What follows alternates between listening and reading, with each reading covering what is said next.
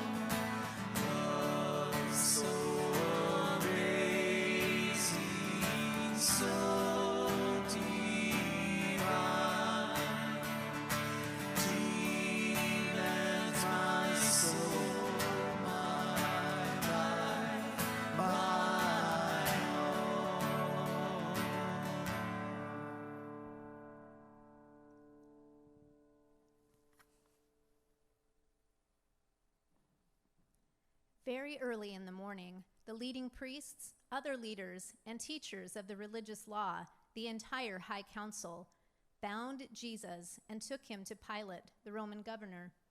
Pilate asked Jesus, "Are you the king of the Jews?" Yes, it is as you say. Then the leading priests accused him of many crimes, and Pilate asked him, "Aren't you going to say something? What about all these charges against you?" But Jesus said nothing, much to Pilate's surprise. Now, it was the governor's custom to release one prisoner each year at Passover time. Anyone the people requested.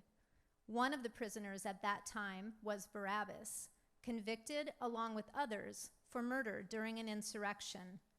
The mob began to crowd toward Pilate, asking him to release a prisoner as usual.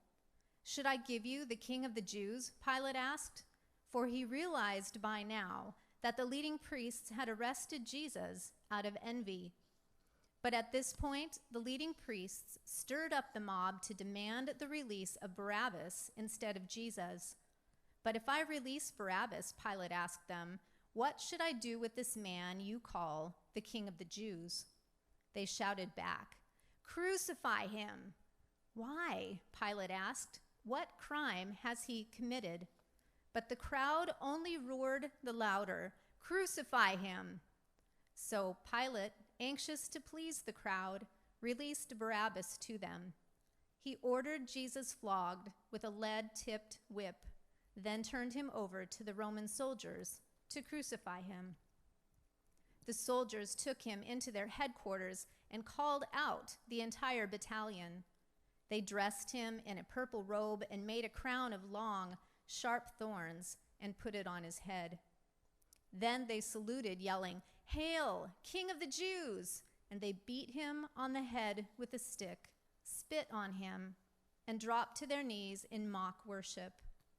When they were finally tired of mocking him, they took off the purple robe and put his own clothes on him again. Then they led him away to be crucified. A man named Simon, who was from Cyrene, was coming in from the country just then, and they forced him to carry Jesus' cross. And they brought Jesus to a place called Golgotha, which means Skull Hill. 2 others, both criminals, were led out to be executed with him. All 3 were crucified there, Jesus on the center cross, and the 2 criminals on either side. Jesus said, Father, forgive these people, because they don't know what they're doing. And the soldiers gambled for his clothes by throwing dice.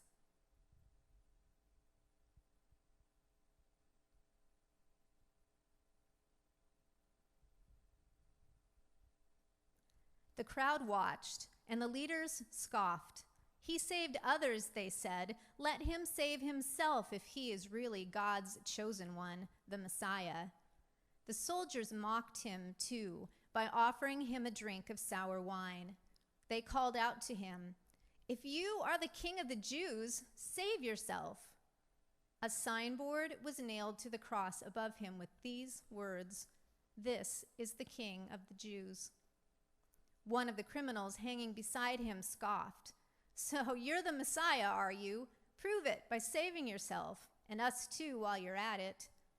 But the other criminal protested, Don't you fear God even when you are dying? We deserve to die for our evil deeds, but this man hasn't done anything wrong.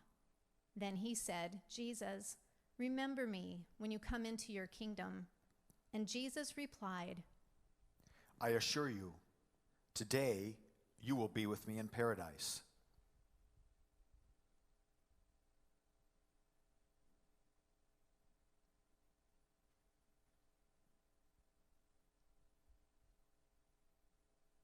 Standing near the cross were Jesus' mother and his mother's sister Mary, the wife of Clopas, and Mary Magdalene. When Jesus saw his mother standing there beside the disciple he loved, he said to her, Woman, he is your son. And he said to this disciple, She is your mother.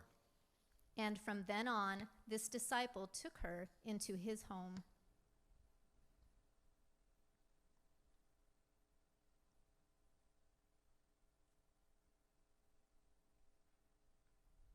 At noon, darkness fell across the whole land until 3 o'clock. Then, at that time, Jesus called out with a loud voice, Eloi, Eloi, lama sabachthani, which means, my God, why have you forsaken me?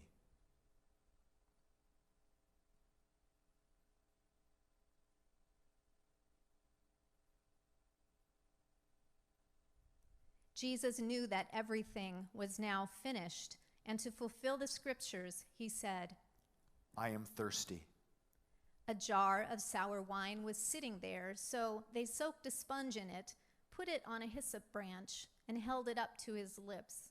When Jesus had tasted it, he said, It is finished. Then he bowed his head and gave up his spirit.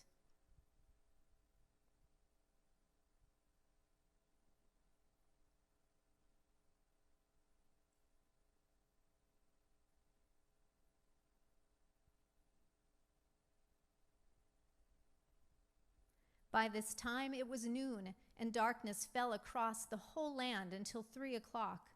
The light from the sun was gone, and suddenly the thick veil hanging in the temple was torn apart. Then Jesus shouted, "Father, I entrust my spirit into your hands." And with those words, he breathed his last.